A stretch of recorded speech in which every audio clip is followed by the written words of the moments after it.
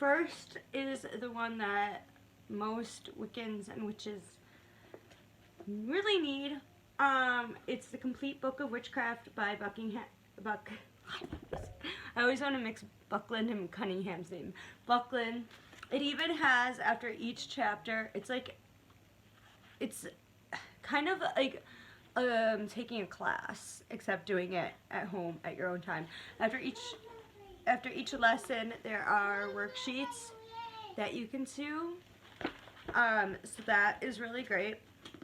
You can find it online pretty much on Amazon, anywhere you really look.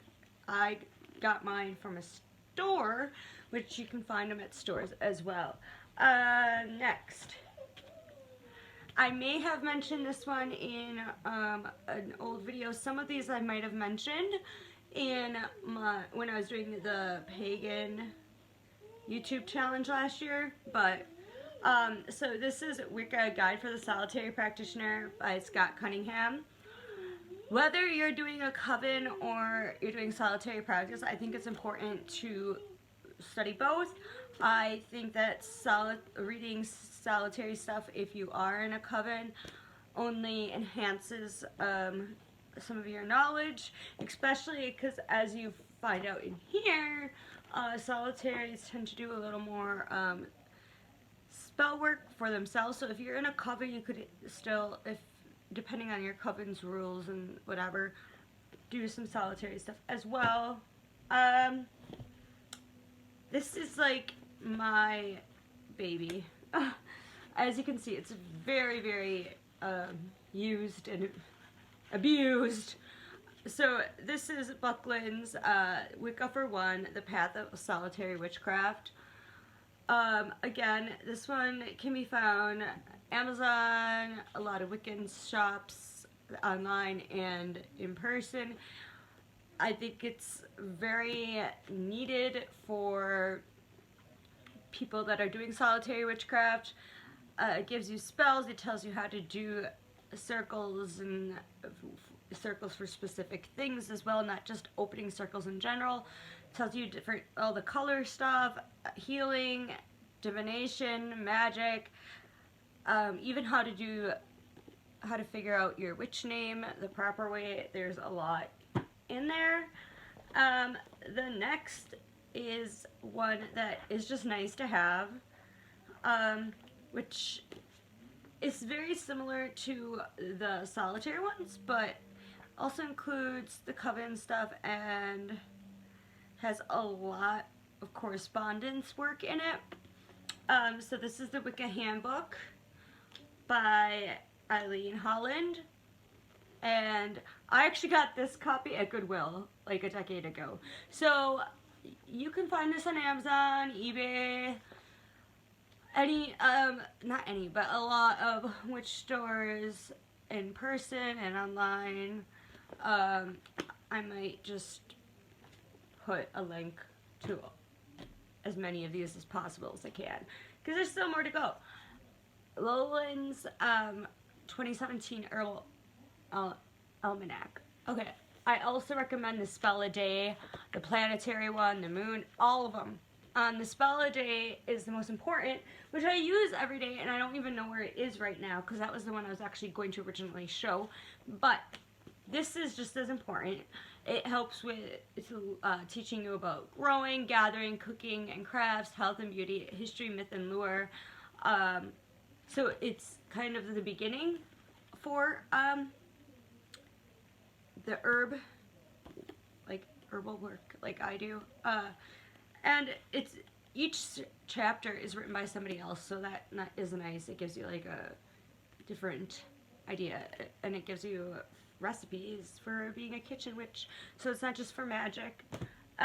Next is Earth Magic, A Wise Woman's Guide to Herbal, Astrological, and Other Folk Wisdom, by Claire Nahmed. I can't pronounce that right.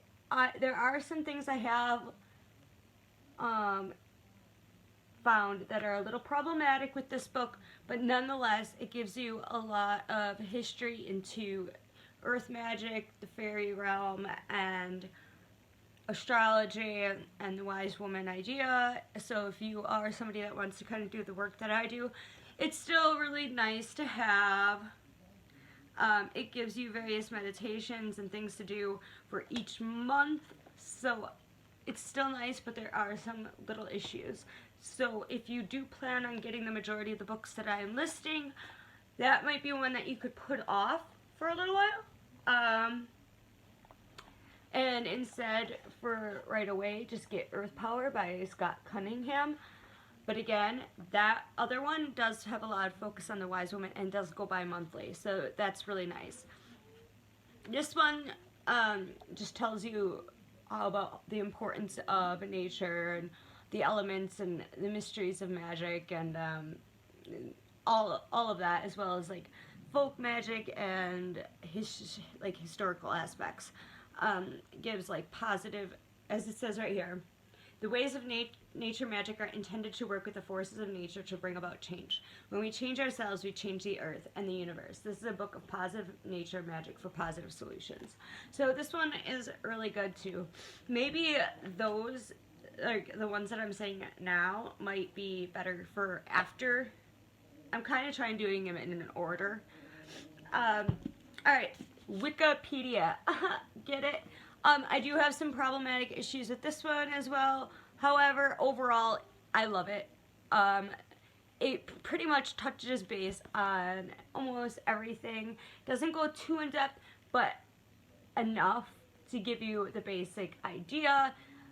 It's small and easy to carry, and it's just a modern white witch's guide and has a lot of information. So this would be another one of those beginning ones, especially if you're more into like dabbling and you aren't sure yet if you want to go into the practice. This might be the best one to start off with. So that's by Sean Robbins and Leanna Greenaway. That one I did get on Amazon, so that one will be one that I will for sure be able to link below. So Garden Witchery, Magic from the Ground Up by Eileen Duggan, and it includes a gardening journal.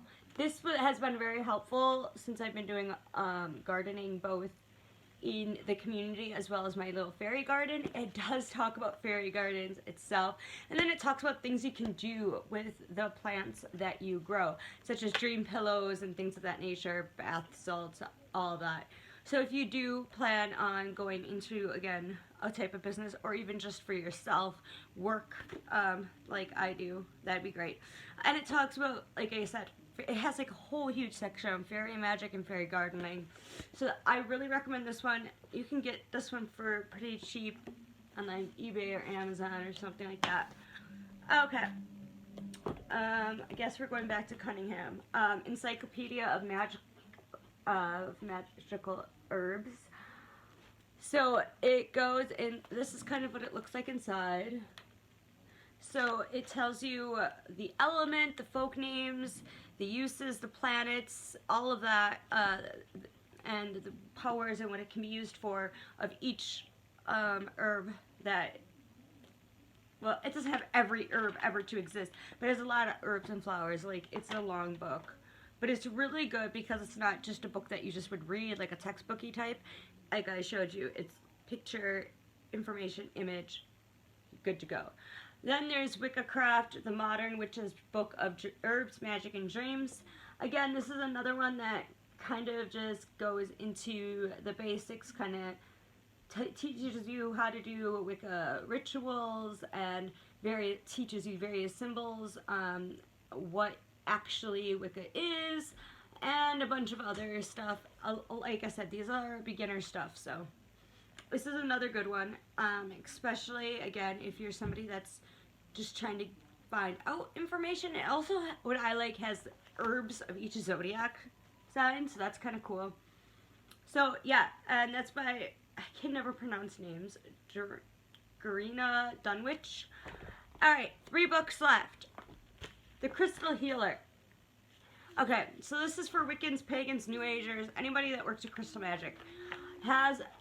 So if you ever find a crystal, or you have crystals like me, where you have so many, and you've been getting them for like 15 years, and so you kind of forgot what some of them are, you can always look at this and be like, oh, that's what that is. And just like the herb one, it tells you, you know, what chakra aligns with and what element for some of them and what they're all used for. It's a very great book.